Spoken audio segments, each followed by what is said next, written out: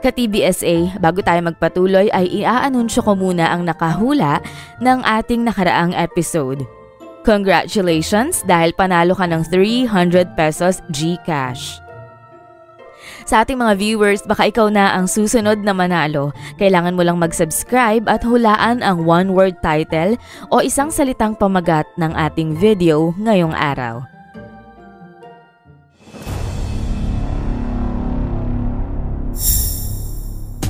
Ano ang gagawin mo kung malagay ka sa isang sitwasyon ng panganib at kawalang pag-asa? Susuko ka na lamang ba o gagawa ka ng paraan upang makaligtas sa tiyak na kapahamakan? June 6, 2003. Nagsimula ang araw ng 9 na taong gulang na si Jeanette Tamayo ng tila ordinaryo lamang. Ang kasong ito ay naganap sa tahimik na suburban street sa Silicon Valley, San Jose, California. Gaya ng kinagawian, pumasok ng may sigla si Jeanette sa kanyang eskwelahan sa Blossom Valley School. Bilang isang 4th grader, natural kay Jeanette ang pagiging masiyahin. Dahil sa simpleng buhay, mga kaibigan at mapagmahal na pamilya na meron siya at ang masayang mundong ito ay hindi inaasahang magbabago ng tuluyan sa oras ng kanyang pag-uwi sa kanilang bahay. Nang pauwi na siya mula sa eskwela, isang malagim na insidente ang nakaambang mangyari sa kanya. Sa halip kasi na mainit na pagtanggap mula sa kanyang pamilya ang nadatnan, isang estranghero ang naghihintay sa kanya. Isang mapanganib na lalaking may nakakatakot na motibo. Siya ay si David Montiel Cruz. Bago pumasok, napansin ni Jeanette na bahagyang nakabukas ang pinto. Kaya inakala niyang naroon na ang kanyang ina. Ngunit nang makita niyang basag ang bintana ng kanyang kwarto at putol ang linya ng telepono, napagtanto niyang may mali. Ngunit huli na ang lahat. Narinig niyang may kumakatok sa pinto ng kanyang silid. Binuksan niya ito at bumungad ang isang taong hindi pa niya kailanman nakita. Agad niyang naramdaman ang hindi maipaliwanag na kaba mula sa titig at ngisi ng estranghero. Bagamat kinakabahan ay sinikap niyang alamin kung may iba pa bang tao sa bahay. Nang subukan ni Jeanette na isara ang pinto, nagpumilit ang lalaki na pigilan siya at dahil nga sa likas na mas malakas ito kay Jeanette na isa lamang bata, ay nagawa nitong itulak ang pinto hanggang sa mapaupo si Jeanette sa kanyang kwarto. Dito na sinunggaban ng lalaki ang kawawang bata. Dinala ito sa silid ng kanyang kapatid na lalaki at doon na nito ginawa ang karumal-dumal na bagay. Pinilit niyang makipagtalik kay Jeanette na noon ay walang magawa kundi humagulgol. Hindi niya maintindihan ang mga pangyayari at ang tanging nararamdaman niya ay ang sakit ng ginagawa sa kanya at ang bigat ng kanyang kalooban. Hindi niya maintindihan kung paanong nangyayari ang mga bagay na yon sa isang musmos na tulad niya. Pagkatapos ng pangyayari, nanatili si Cruz sa tabi ni Jeanette at habang humihikbi ito ay pinagbantaan siya ng lalaki na huwag ipagsabi ang nangyari kung ayaw nitong may mangyaring higit pa roon. Balot ng takot si Jeanette. At hindi pa pala dito nagtatapos ang lahat dahil ilang saglit pang lumipas ay dumating ang ina ni Jeanette at ang kanyang 15 taong gulang na kapatid. Walang ano-ano ay inatake ni Cruz ang mag-ina. Nagulantang ang mag-ina sa presensya ng isang lalaking hindi nila kaano-ano. At nang makita nila ang kalagayan ni Jeanette ay alam na ng mga ito kung ano ang nangyari. Dahil likas na mas malakas, nanaig si Cruz at sumalampak ang ina ni Jeanette at si Pablo. Matapos ito ay hinila ni Cruz si Jeanette at isinakay sa kanyang sasakyan na nakapark sa garahe. Mabilis niya itong pinaandar at wala nang magawa ang pamilya ni Jeanette kundi manlumo. Sinubukan nilang sumigaw, ngunit dahil medyo malayo ang distansya ng mga kabahayan sa lugar ay walang nakarinig sa kanilang paghingi ng saklolo. Habang humaharurot ang kotse palayo, ang tahimik na kalye ay naging saksi sa isang karimari-marim na pangyayari. Halos wala ng pag-asa para kay Jeanette dahil nasa sasakyan na ito ng isang hindi kilalang tao at walang kasiguraduhan kung saan siya dadalhin at kung ano ang mangyayari sa kanyang buhay. Dumating ang mga pulis ng San Jose sa South Wind Drive matapos makatanggap ng isang distress call mula sa isang kapitbahay bandang 4:37 ng hapon. Dumating ang mga otoridad, kinapanayam ang pamilya at matapos iulat ang pagtangay kay Jeanette ay nagsimula ang malawakang search operation. Maging ang FBI ay tumulong sa investigasyon. Kaunti lang ang impormasyon na nakuha ng mga pulis. Gulat at puno ng galos ang ina ni Jeanette matapos ang pag-atake. At hindi ito masyadong makapagsalita. Si Rosalia at si Pablo ay dinala sa ospital para sa medical attention. Kinailangang itali si Rosalia sa stretcher at dalhin sa ospital dahil ayaw niyang umalis nang walang balita kay Jeanette. Ayon sa pinsan ni Jeanette, hindi na makakain si Rosalia sa labis na pangungulila sa kanyang anak. Sa kabutihang palad, may kapitbahay na may security camera na nakakuha ng mahalagang ebidensya. Isang video footage ng kotse ng salarin, isang tila silver o tan-colored sedan ang nakuha ng mabilis na humarurot paalis ng bahay ng mga Tamayo ng hapong yon.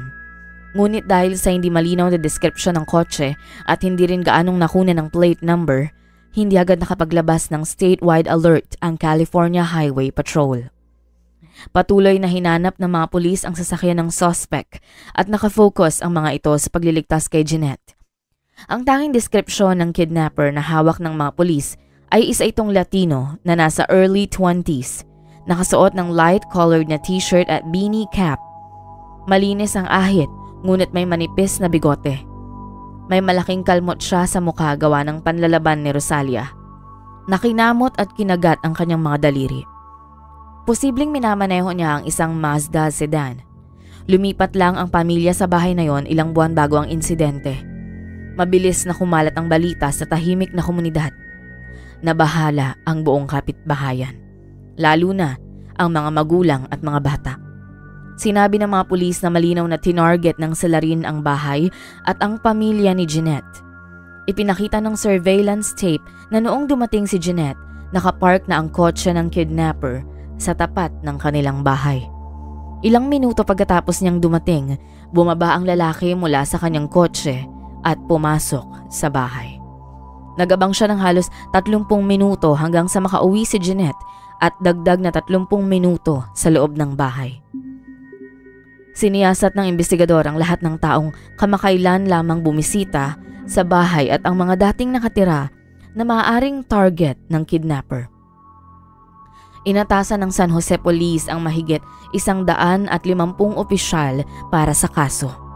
Nagpadala rin sila ng helicopter sa himpapawid at ang buong lungsod ay napuno ng mga larawan ni Jeanette. Ginawa ng mga investigador ang lahat ng posibleng hakbang, ngunit hindi pa rin nila matunton kung nasaan ang bata. Sa mga oras na yon, si Jeanette Tamayo ay naharap sa isang sitwasyong susubok sa kanyang tapang at talino. Siya'y nakakadena sa isang kwarto sa ikalawang palapag ng isang 2-story house, malayo sa kanyang tahanan. Naharap siya sa isang hamon na hindi dinaranas ng isang pangkaraniwang bata. Sa kabilang silid kung saan siya naroon ay may isang TV kung saan nanonood si Cruz. Kinaumagahan narinig ni Jeanette ang kanyang pinsan na nagsasalita sa telebisyon. Sinasabing hinahanap siya ng lahat at pinaaalalahanan siyang maging matatag at huwag sumuko. Nagbigay ito ng pag-asa kay Jeanette. Ang kanyang takot ay napalitan ng lakas ng loob. Sinabi niya sa kanyang sarili na siya'y makakaligtas. Sa loob ng 2 araw, tiniis ni Jeanette ang matinding takot at pagdurusa sa kamay ni David Montiel Cruz. Siya ay inabuso at pinagbantaan pa na wawakasan ang kanyang buhay. Bagaman takot na takot, hindi nawala ang kanyang determinasyon na mabuhay. Sa kabila ng pagiging bata ay likas na matalino si Jeanette kaya't sinimulan niyang bumuo ng plano. Alam ni Jeanette na hindi uubra ang pisikal na paglaban upang siya'y makalaya. Sa halip, pinili niyang gamitin ang psikolohikal na estratehiya upang makuha ang tiwala ng salarin. Nagsimula siyang magtanong ng mga kasyual na tanong at ngumiti pabalik tuwing ngumingiti si Cruz. Ayon kay Matt Breaker, Deputy District Attorney ng Santa Clara County na humawak sa kaso, karaniwang dinedehumanize ng mga killer ang kanilang mga biktima. Sa mga panayam, madalas sinasabi ng mga predator na tinitingnan nila ang kanilang mga biktima bilang mga bagay lamang. Sa kabila ng kanyang takot, sa halip na sumigaw o umiyak, kinausap ni Jeanette si Cruz. Ikinuwento niya ang tungkol sa kanyang pamilya, mga pangarap at buhay. Naging attentive naman si Cruz dahil sa epektibong tono ng pananalita ni Jeanette. Habang lumilipas ang oras, nagbunga ang estratehiya niya. Naging mas maluwag si Cruz. Tinanggal niya ang posas ni Jeanette at binigyan siya ng kakaunting kalayaan. Nakita ni Cruz ang kabaitan ni Jeanette sa kabila ng kanyang nagawa at dahil dito ay unti-unting bumigay ang kanyang konsensya. Ayon sa FBI, ang pakikipag-usap ng mahinahon ang isa sa pinakamabisang paraan upang mapahupa ang isang marahas na sitwasyon. Sa isang sandali ng katahimikan habang nanunood ng TV, sinunggaban ni Jeanette ang pagkakataon.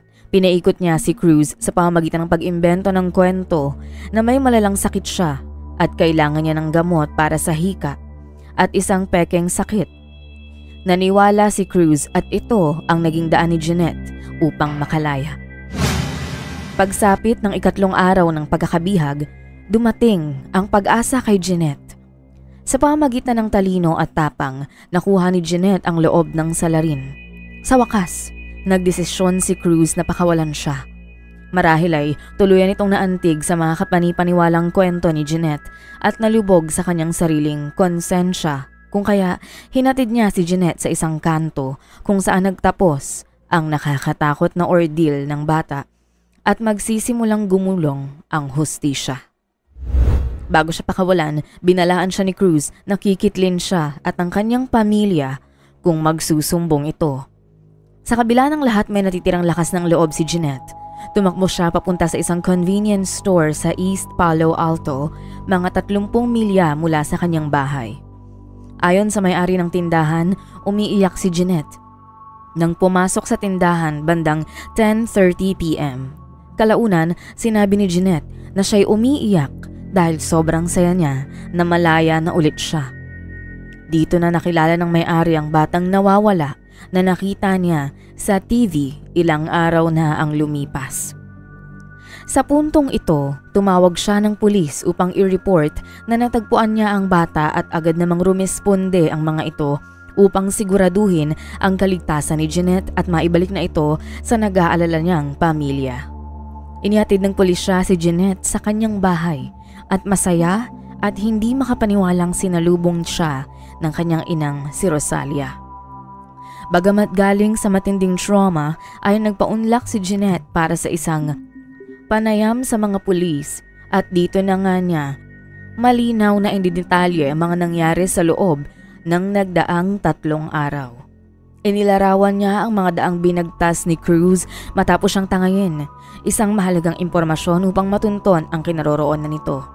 Naalala niya ang bawat liko na ginawa ni Cruz sa kanyang sasakyan na siyang nagturo sa mga pulis papunta sa bahay nito. May dala rin siyang mga ebidensya sa kanyang bulsa, mga bagay mula sa bahay ng salarin, kabilang na ang relo nito. Pinili niya ang mga bagay na ito dahil nakita niya sa mga paborito niyang palabas tulad ng CSI at Law and Order at alam niyang makakatulong ang mga ebidensyang ito upang matukoy ang salarin. Ang talas ng isipan ni Jeanette ay hindi doon nagtatapos dahil nagawa rin itong i-memorize ang cellphone number ni Cruz nang umorder ito ng pizza habang siya ay bihag niya. Ang impormasyon na yon ang naging huling susi para mahanap ang suspect.